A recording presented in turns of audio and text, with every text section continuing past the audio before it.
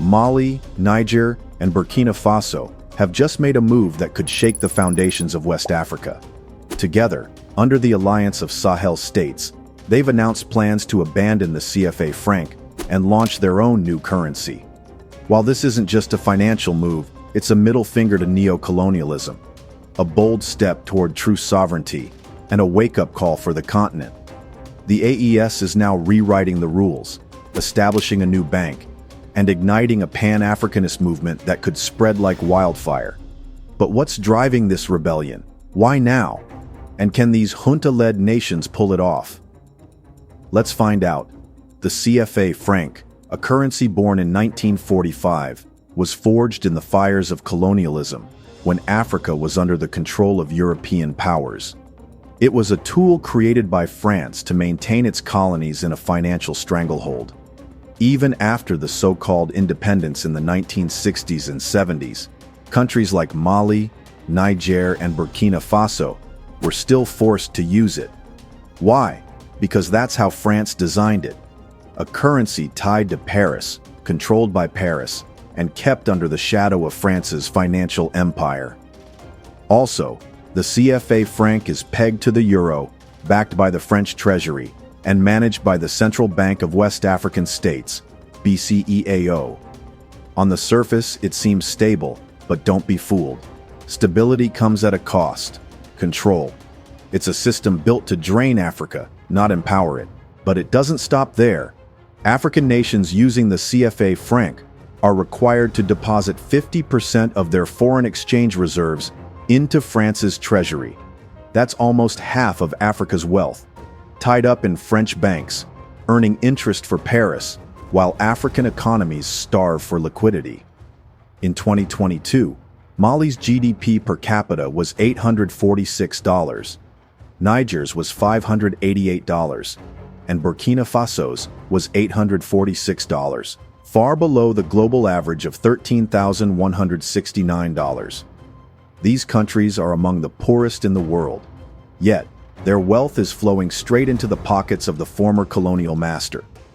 What's worse is that France holds 2,436 tons of gold, one of the world's largest reserves, yet has no active gold mines. Where does it come from?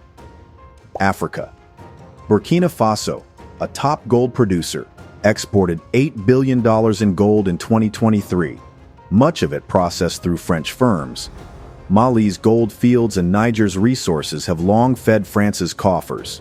This isn't just economics anymore. It's a form of modern-day servitude. Togolese economist Kako Nubukpo calls it monetary servitude, a system where Africa's potential is shackled by France's grip. The CFA franc is the symbol of neo-colonialism, a reminder that no matter how much Africa produces, it's never enough to break free. And this is because France controls the currency's value. It dictates monetary policy. It decides how much African nations can borrow and how they can spend their own money. If they want to invest in schools, healthcare, or infrastructure, they will have to ask France for permission. This amounts to a system designed to stifle African growth, keeping Africa dependent on external forces. And it's not just a financial system, it's a political weapon. Intra-African trade within the CFA zone accounts for only 15% of the total trade within the African continent. That's right, 15%, while trade within the Eurozone is at 60%. Why? Because the system is set up to prioritize French interests. French companies can operate freely while African businesses struggle. It's a rigged game. Now, to fully understand the weight of the damage France and its CFA franc currency have done to Africa, we may need to look back at history. When Mali's first president, Modibo Keïta, tried to break free from the CFA franc in 1962, France didn't hesitate.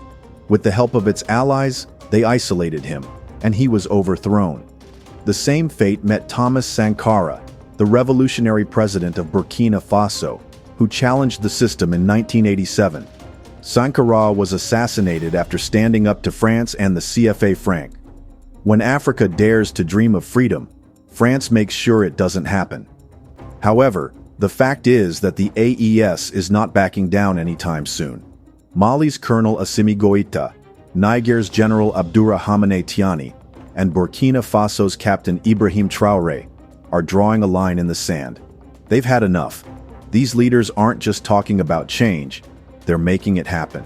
The Alliance of Sahel States, AES, is their blueprint for the future, and they're determined to rewrite the rules. They're not just talking about a new currency, they're talking about a new Africa, one where African nations stand tall, free from the colonial yoke. And while the world watches, the fire of Pan-Africanism burns brightly. When Mali, Niger, and Burkina Faso signed the Liptako-Gourma Charter, which gave birth to the AES. This wasn't just a handshake. It was a vow to stand together against jihadist violence, economic stagnation, and foreign meddling. The AES emerged from the aftermath of coups in Mali in 2020 and 2021, Burkina Faso in 2022, and Niger in 2023. These military takeovers weren't just power grabs, they were cries for change in nations that had been bled dry by corruption, insecurity, and Western exploitation. The AES wasn't born in a vacuum. The Economic Community of West African States, ECOWAS, once a beacon of regional unity, had become a disappointment. Led by Nigeria and backed by France, ECOWAS set harsh sanctions on Mali, Niger, and Burkina Faso after their coups, freezing assets and threatening military action against Niger. The sanctions hit hard. 3.3 million Nigerians faced food insecurity in 2023, worsened by ECOWAS's economic strangulation. Mali and Burkina Faso felt the squeeze too, with trade disrupted and populations suffering. The trio had enough. On January 28, 2024, they announced their exit from ECOWAS, calling it a puppet of foreign powers.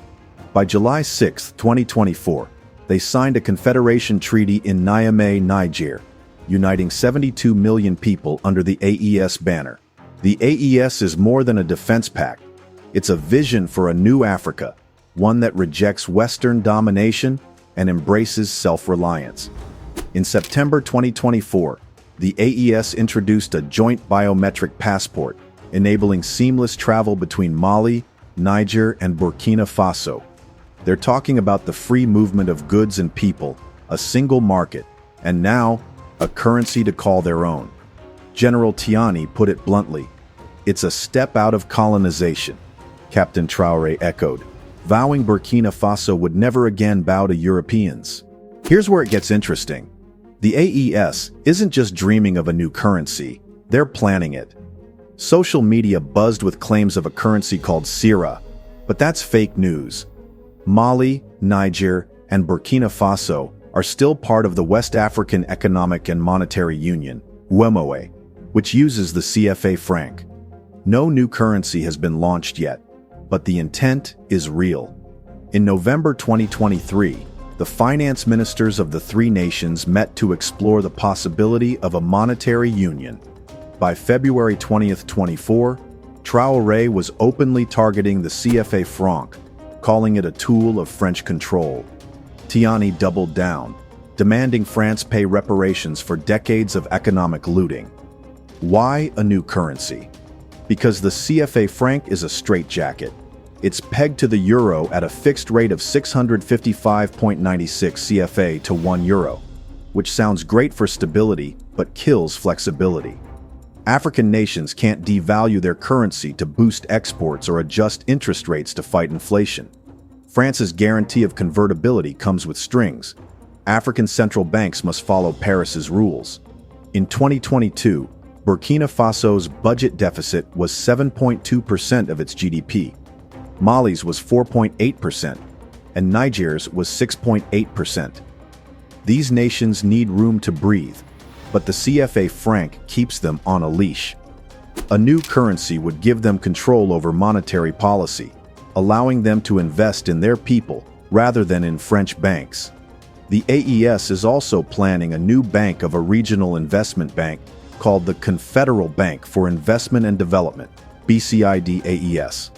Announced in early 2025 to mobilize financing to support growth in various sectors, including transport, agriculture, and energy as part of the AES's broader efforts to foster economic integration and independence from external monetary systems like the CFA Franc. Unlike the BCEAO, which dances to France's tune, this bank would be African-led, based in the Sahel, and focused on regional needs. Think of it. A bank that doesn't ship Africa's reserves to Paris but invests them in roads, schools, and hospitals. In 2021, migrants from AES countries sent 123 billion CFA francs from Ivory Coast alone, a lifeline that makes up 5% of Mali's GDP and 3% of Burkina Faso's and Niger's. A new bank could channel these funds into development, not foreign vaults. The AES seeks a currency and banking system that embodies sovereignty, not servitude. The truth is, ditching the CFA franc is a gamble. Mali, Niger, and Burkina Faso are poor, with poverty rates above 40%. Their economies rely on gold, Burkina Faso's top export, uranium, Niger's pride, and agriculture. However, they're landlocked and dependent on their ECOWAS neighbors for trade. In 2022, ECOWAS accounted for 51% of Mali's imports, 21% of Burkina Faso's, and 13% of Niger's. Leaving ECOWAS and the CFA franc could mean economic isolation, higher trade costs, and angry neighbors, such as Ivory Coast and Senegal, who still use the CFA franc. Then there's debt. Burkina Faso owes 1.2 trillion CFA francs in bonds, Mali 1 trillion, and Niger 498 billion. These are CFA denominated, meaning a new currency could spark chaos in debt repayment. Currency transitions are often messy. Look at Zimbabwe's hyperinflation after abandoning the dollar. The AES requires a strong central bank, unified fiscal policies, and sufficient reserves to stabilize its new currency. In 2022, Niger's current account deficit accounted for a staggering 14.4% of the country's GDP. Can three broken nations pull off a monetary revolution? And let's talk geopolitics. France won't go quietly. When Mali kicked out French troops in 2022, Paris leaned on ECOWAS to punish Bamako. Niger and Burkina Faso followed, expelling French diplomats and corporations. The AES is cozying up to Russia, signing military and economic deals. But swapping one foreign power for another isn't freedom. It's a new leash. Russia's influence is growing, but its track record in Africa isn't exactly inspiring. The AES must tread carefully to avoid replacing French neo-colonialism with Russian opportunism. This isn't just about money, it's about dignity. The CFA franc is a daily reminder of Africa's subjugation, a currency that screams, France still owns you. Mali, Niger, and Burkina Faso are saying, no more. Their leaders, young and fiery, channel the spirit of Sankara, Kwame Nkrumah, and Patrice Lumumba. They're not perfect. Military juntas aren't exactly democratic darlings, but they're tapping into a deep African hunger for self-determination. The AES could inspire a continent-wide rebellion. Senegal's new president, Macky Sall, is eyeing the CFA Franca's exit too. If the Sahel states succeed, others might follow, shattering the franc zone's grip on 14 African nations. Imagine a West Africa with its own currencies, banks, and trade networks, free from Paris's shadow. Their biometric passport is already a hit, easing travel and fostering unity. A new currency could turbocharge intra-African trade, create jobs, and lift millions out of poverty. But it's not just about economics. It's about identity. Colonel Goïta dreams of a day when Africans no longer identify themselves as Malians, Nigerians, or Burkinabés, but rather as people of the AES. That's Pan-Africanism at its core. One people, one destiny. The AES is building a federation, not just a currency. They're challenging the borders carved by colonial powers, the systems that pit Africans against Africans. If they pull this off, it could spark a new African axis, a bloc that puts Africa first. The AES faces a steep climb. A new currency needs trust. Trust from citizens, investors, and neighbors. Inflation, corruption, and mismanagement could sink the project. The Sahel security crisis doesn't help. Jihadist groups that killed over 8,000 people in Burkina Faso in 2023 alone. The AES's 5,000-strong joint military force is a start, but it's a drop in the bucket compared to the sea of violence. Economic isolation from ECOWAS could starve these nations before their currency even comes into circulation. Yet, the dream is worth fighting for. Mali, Niger, and Burkina Faso are betting on their people, their resources, and their grit. They're looking to Morocco for trade routes, Russia for military support, and each other for strength. Morocco's offer of Atlantic port access could be a game-changer, bypassing ECOWAS's stranglehold. Niger's oil exports, set to reach 90,000 barrels per day in 2024, could help fund the transition. Burkina Faso's gold and Mali's resilience could fuel this revolution. Africa is watching.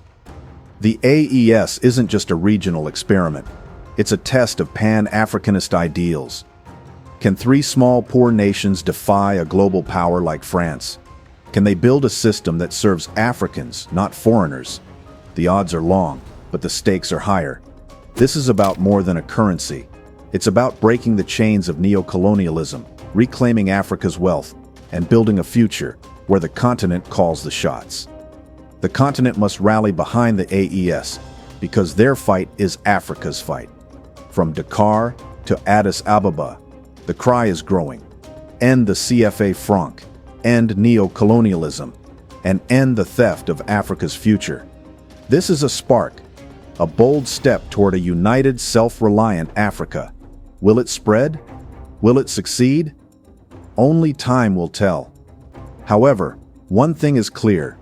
Mali, Niger, and Burkina Faso aren't waiting for permission. They're carving their own path, and Africa's watching with bated breath. Thanks for watching, and don't forget to like and subscribe.